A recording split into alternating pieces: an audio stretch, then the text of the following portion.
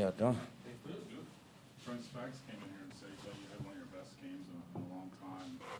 The last one, I wondered what you saw in yourself when you went back to the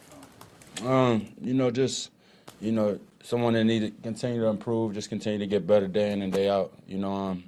I don't never look at things. It's still early in the season. I never look at it and I don't look at myself and evaluate myself. This early on and say, what can I do better? What I'm doing great. You know what I mean? It's all like one of those head down things.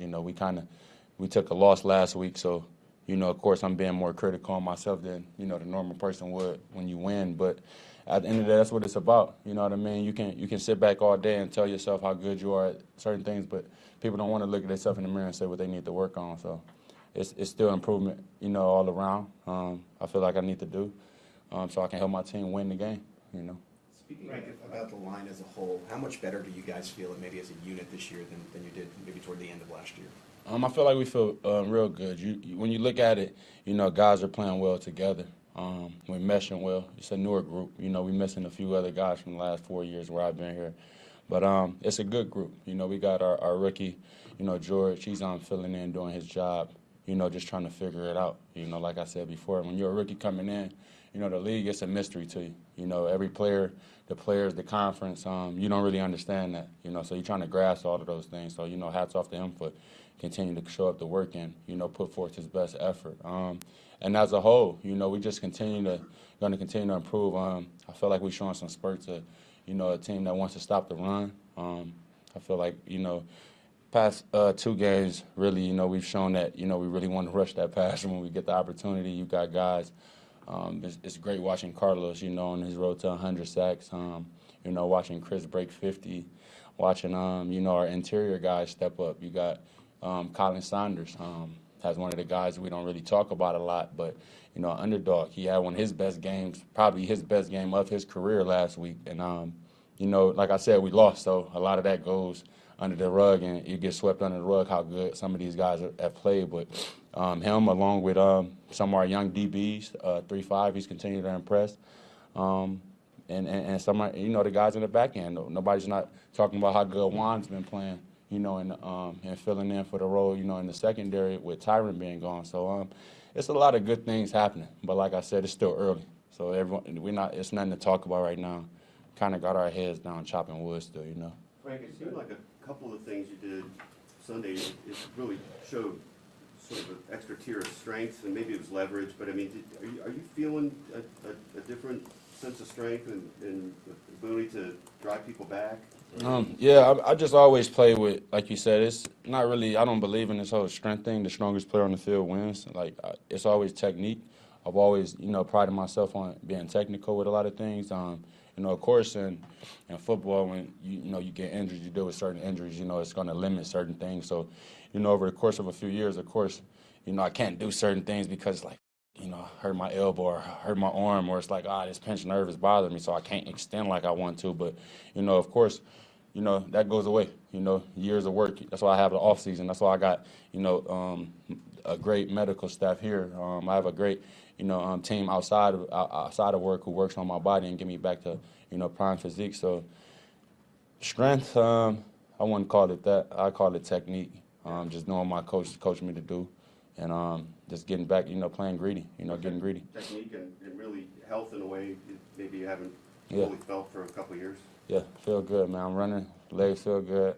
My head's in the right place, and I'm having fun. Just wish we would have got the win, but that happens. You're gonna lose in football, bro. Frank, you've had your moments with Tom Brady in the past.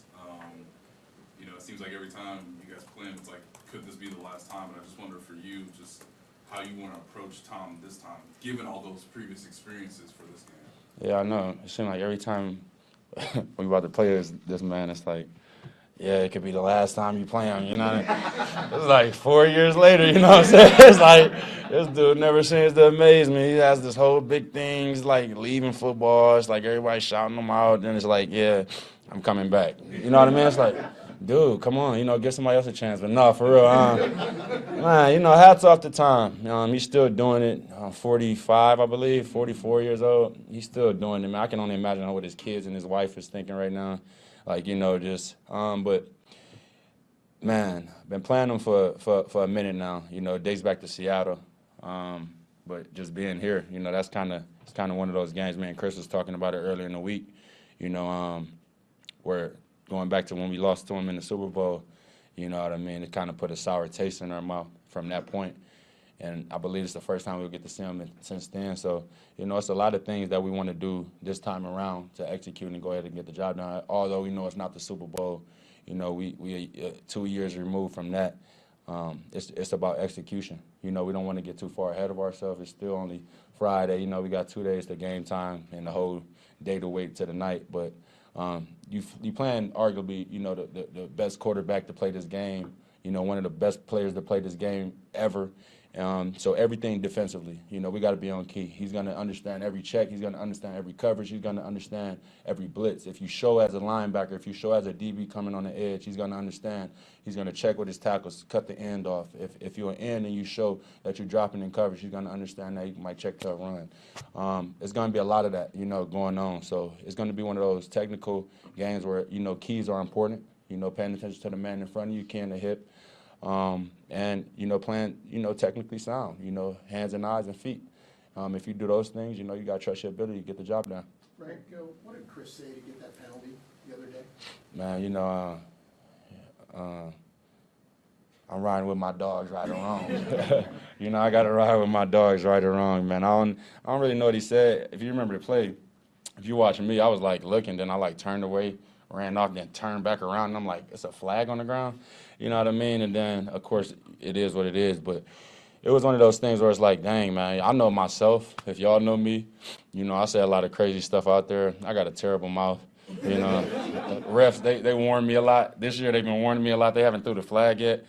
So, you know, I pray to God it doesn't happen to me, if you know what I mean. But I'm thankful, man. You know, look, man, it's been a rough year for Frank for the last two. I've been on this streak of doing the right thing and just staying out the way.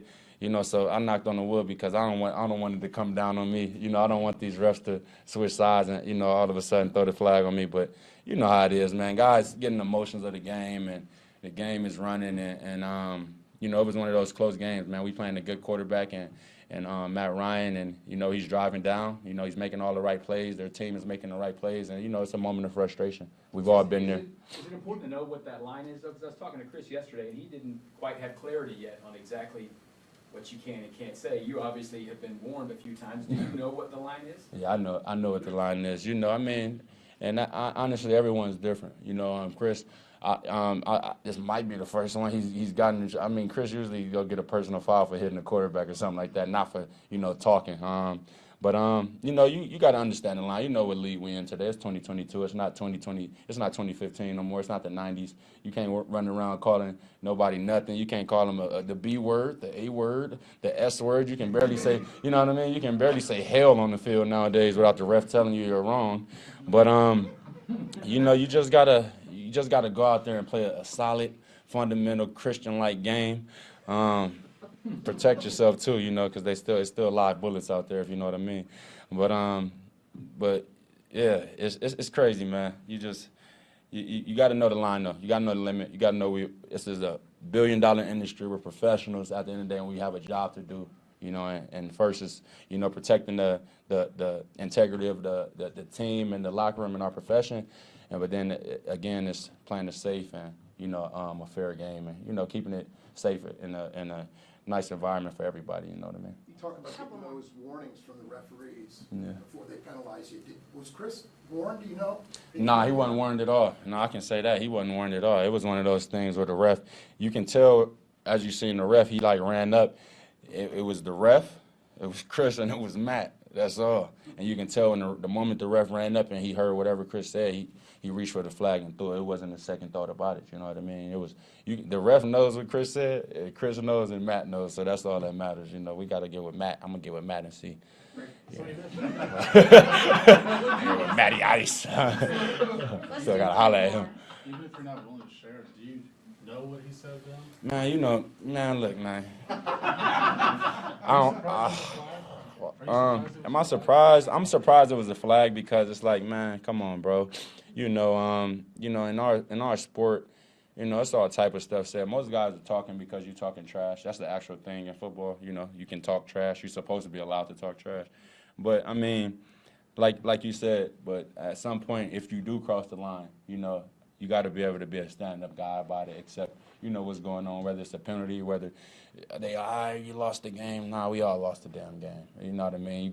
We understand that. So once you understand that, you know what I mean, everything's going to be fine. But, yeah, you know, Chris, my guy, you know, we talk about a lot of things, but, you know, I'm not going to be the one to sit here and say I know what he said. I'm not going to be the one to sit here and say I don't know. But I know one thing for sure. I know one thing for sure. We'll never know. Let's do We'll never last know. two. We'll never know. Mike, you mentioned the line, okay, and you mentioned you've received warnings. How much do you think that there was a quarterback involved that kind of like tightened up the line of what you can and can't say? You said the quarterback? Yeah, because there was a quarterback involved in this. Well, thing about these quarterbacks, you're asking the guy who's kind of biased about this one, but the thing about these quarterbacks, they tend to do things. They're kind of like that little brother, you know, or sister. You know, you're not doing nothing as the big bro or whatever, and then they come in like, yeah. You know, when your parents come around, they get louder. You know what I mean? Like, oh, they're bothering me. You know what I mean? But then when they're away, it's like, yeah. You know what I mean? It's one of those type of things going on with the quarterbacks. You know, it's usually one of those. You know, they kind of sneaky. They slide. They kind of, you know, are the trophy child of the family. So, you know, people don't usually look at them as the ones that's doing bad and stuff. You know, but you know, these quarterbacks are something else. You got to watch them. Yeah, a lot of them. So to pivot a little bit here, you and George have had a special relationship since training camp. What have you learned about George over these past couple months? I honestly learned how great of a guy he is. You know what I mean? Some of these guys, they come in, you pick their brain. You spend all year sometimes picking their brain. You never know where they are. You know, you don't understand what type of player they are, their life at home. You know, where they come from, why they even want to play football. You know, like what's really a goal in this. And George has done nothing but, you know, show why he wants to do this, show why, you know, this is important to him. You know, he loves football. You know, I always play with him. I'm like, man, dang, dude, you're going to run into a wall watching film, bro. Like, he's walking around the building with his head down all the time, you know, because he just wants to get better. And, you know, it reminds me of me. When I'm younger, I'm coming in, I got, like, 6 dudes, like, you know what I mean, like, all pro. I'm like, wow, like, and I'm studying everything they're doing. And it's, like, something to pick up off each one. And, you can tell he's doing that. You know, one second he's in my ear bothering me to death, and it's like, dude, go on. Like, you know what I mean? Like, I'm ready to go home now. You know what I mean? I've been here all day. He's still asking me football questions. You know, it's like 8 at night. And but then, you know, it's dope because I've never had that. I mentioned that before. For the first time, this is the first time my career has been like that. You know, I've never had a rookie challenge me as a veteran or as an older guy and ask me the hard questions and ask me like, yo, what's up, bro? How did you do this to get better? You know, stuff I'm like thinking like, damn, I ain't have to answer this. So it's like, I got to really formulate an answer for this and really think about, you know, and stuff. But I thank him for that because I would have never experienced it if I didn't have him come in, the type of person he is, how eager he is to learn, how eager he is to get better. And I would have never experienced that. So, you know, that's how I feel about my guy. Thanks, everyone. Thank you very much. Thanks, Appreciate y'all, man. Thank you. Appreciate you guys.